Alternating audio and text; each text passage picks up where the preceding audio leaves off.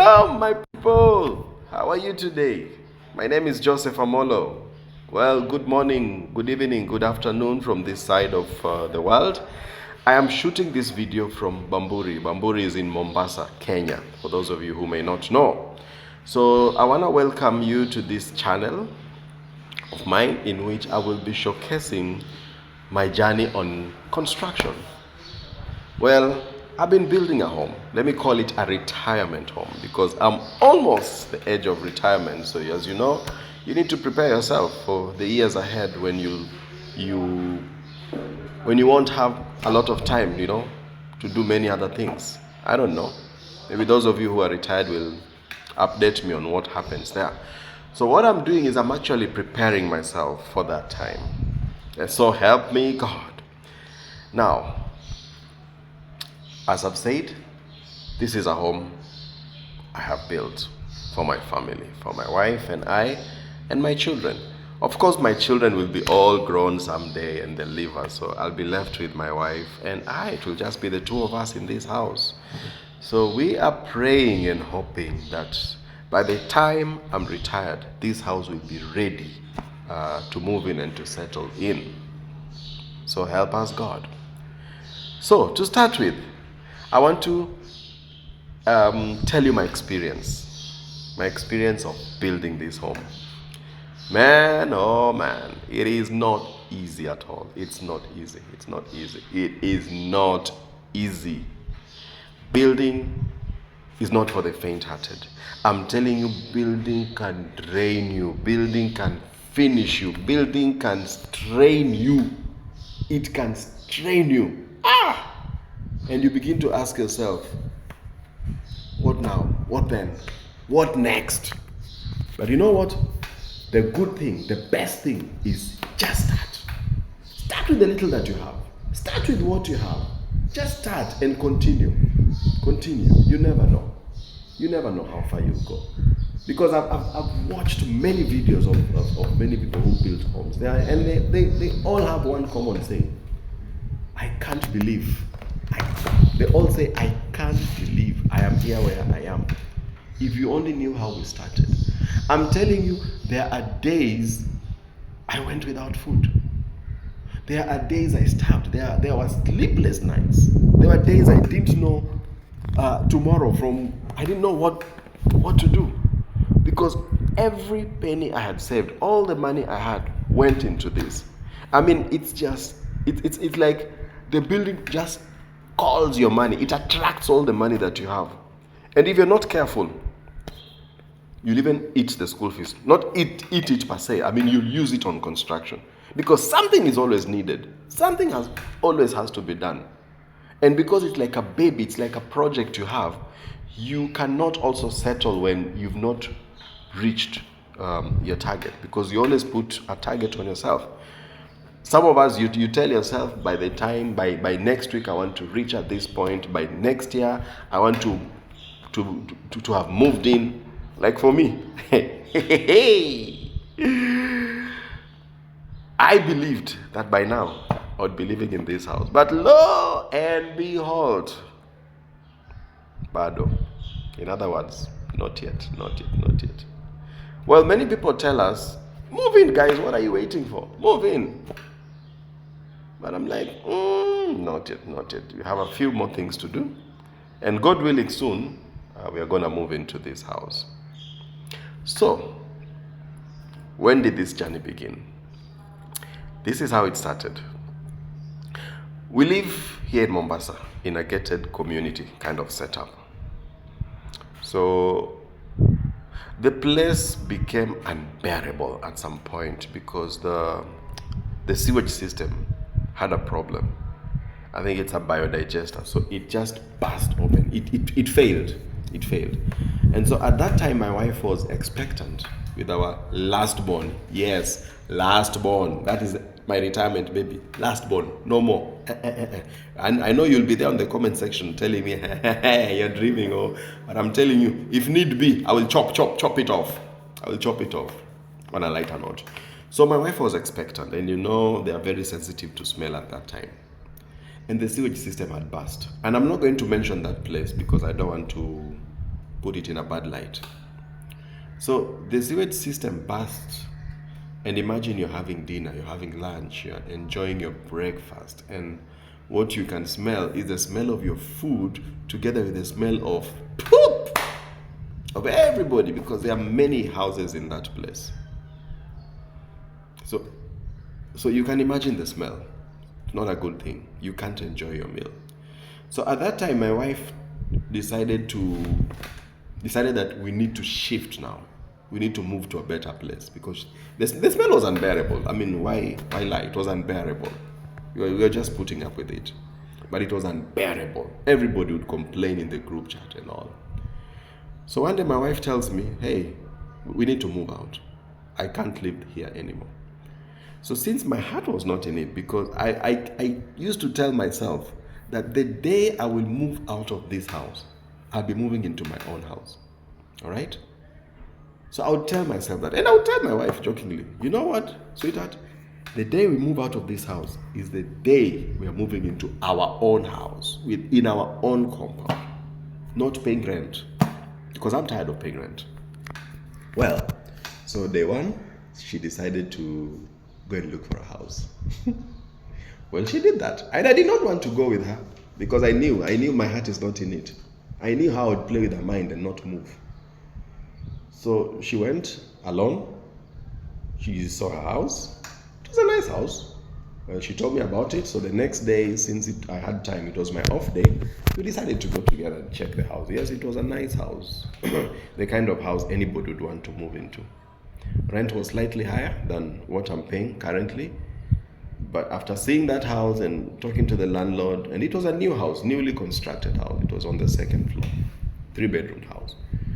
So we talked to the landlord and we said, okay, let us go back home and decide. So as we were going back home, my wife was like, so can we move in to that house next month? I'm like, no, I don't want that. Let's just give me time. Let me think about it. So the story continues like that. She would look for many houses, so that from the many houses that we saw, we would decide. One time I was taking her, I think it was her or my daughter, to one of the hospitals. And so she decided, let's check in that area. Check and look at the houses that are there, if they're nice. Well, we did that. You know, in her heart, she was like, I have caught you today, so you cannot run away. We are going to check. So we went and checked. We checked. We saw another good house. Talked to the landlord again, as usual. She was like, so choose, which one do you want? Which is the best house that you like? Which one is your favorite of all these houses that we've seen? And I was like, okay, this one is the best. Proximity to my kids' school and my place of work. This is good. Though rent, again, higher. In my mind, I'm like, come on. You want me to pay more rent when I am trying to save money to build our own house? As in, these things are not adding up. Long story short, that night I sat her while in the house and I told her, sweetheart, I don't want to move out of this place and move into another rental house. I want to live in my own house. My own house. A house that we own. A house where we don't have to have a budget for rent the following month. So she was like, okay, you're making sense. But where do we start from? To be honest, at that time, if you would have asked me, how I'm going to start, where I will start from, I would have gone like, I don't know. But all I know is, the next time I move from this house, you know what? We are moving into our own house. So the first thing we did, we took a piece of paper and a pen, and we drew the kind of model house that we wanted on a piece of paper. A simple rough sketch of how we want it, where we want the sitting room, the bedrooms, entrance porch, you know. We came up with a plan and we stuck it on our bedroom wall. Two crazy people, I'm telling you. When husband and wife come together, great things happen. Call us crazy. But I'm telling you, when a wife and a husband come together and agree on a matter, God is always in it. God is always in it. I think when two people have the same dream, same vision, and you work together towards it, God will always make sure that it comes to be, that it will happen. He will always do it. And I've experienced that. I mean, things just begin to align themselves. It may not be easy. You know, the process is always hard. But one motto I always have is trust the process. Ladies and gentlemen, always trust the process. If your heart is in it, just trust the process. The process can be so painful. You may want to give up, but today I want to tell you, never give up. Giving up should never be an option. Yes, there are days you'll give up, but I want to tell you, bounce back.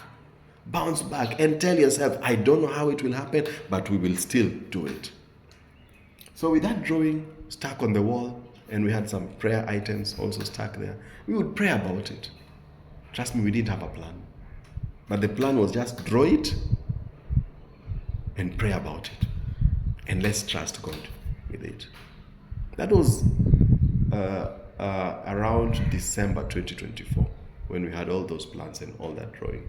So we stuck it there on our bedroom wall. And we would pray about it together. We would pray fervently. Every night we would pray about it. Not knowing what next. Guess what? By March 2025, yes, it was March 2025, around February or March 2025, it was a Sunday morning. I wasn't going to work. Some Sundays I work. I'm employed actually. So that Sunday, we normally go to church. Sometimes, not normally. Sometimes we normally go for the 4 o'clock service. Okay? There are days we go for morning service, but mostly for me, I prefer the 4 o'clock. It's called a family service. So that day, as usual, I normally wake up earlier than everybody else in the house. So it's a Sunday, the kids are sleeping, wife is asleep, and I'm hungry at that time. So I tell myself, let me go to the shop and buy breakfast. So where we live, there are shops there. But on Sundays, they usually open around 9 or 10, if I'm not wrong, because 8, 9, they're not even open. So I think they open at 10 o'clock at that time. I don't know if they changed their opening hours. So I went to the shop downstairs where we live, and they're closed, and I'm hungry. So I said, let me go somewhere else. I took my bike. I have a motorbike, which I love very much. I took my motorbike and went to a nearby shop right behind where we stay. And if I take you back, a few months back, I had walked that path where I went to the shop now. I had walked that path, and there were parcels of land which I was eyeing. And I was like, I believe we are going to buy one of these plots. Okay? So I go to the shop right there, and I'm shocked. I'm shocked because I see a house. 3 months ago, that house was not there. Barely 3 months ago. There was a beautiful house that was built. Not finished yet, but it looked finished. Though not, it's plastered even outside. There are windows there. It's like it's ready. Okay? So when I went to the shop, I'm shocked to see a house, and I stood and paused for a moment. I'm like, In December, I had walked here. There was no house. It is March. There is a house already. When did this guy build this house? So I asked the shopkeeper. I bought what I wanted, milk and bread and some eggs. And I asked the shopkeeper, hey, who is the owner of this house? And he tells me, there's a guy who built it. Yeah, I know him. He's a friend of mine. I'm telling you, I don't know why I was stirred up in the spirit. I was kind of disturbed. I'm like, not in a bad way. I'm like, if this man can do this, I can also do this. What does he have that I don't have? I can also build a house. So I was stirred up in me. I bought what I had to buy, went home, made breakfast, and I woke up my wife while tea is still cooking. I told my wife, hey, wake up. I just saw something. Somebody has built a house on the plot where we had eyed. Get up, we need to go and see. So she got ready, we had breakfast very quickly. Then we went and we saw the house. And that day, construction was still going on. There were a few guys there. So we decided to knock on the gate, We saw the fundis, we asked the fundis who is the engineer or the contractor of that house, and they directed us. He was just around, he was just relaxing somewhere. So they called him and he came, and we had a talk with him, and we asked him, we introduced ourselves, and I told him, I'd like you to build me a house because I like this house. Can you take us through the house? Can we walk in and see? So he said, I think he didn't take us seriously, but after nudging him that we would like to see the house, he took us in, walked us through the house. We saw the rooms, we saw the kitchen, and we loved the concept. We loved everything. The plastering was done well, the flooring was done, though it was still in progress. It was not completely done. But it was a beautiful house. Beautiful, beautiful. Simple house, but beautiful. And it's a mansionette. So we exchanged contacts, and I told him, you know what? I want you to build me a house. I don't know when, but you will build me a house. Fast forward. When I got the money, I called this guy, and I told him, hey, I'm now ready. I had bought a parcel of land somewhere, not even far from there. We had gone a little bit deeper. We had walked kabisa. And now the story, I convinced my wife. So her story changed from looking for a rental house to looking to buy a plot, a piece of land where we'd build. So she would do that because most of the time I'm busy at work, and she normally works online. Okay, so she has more time to do this.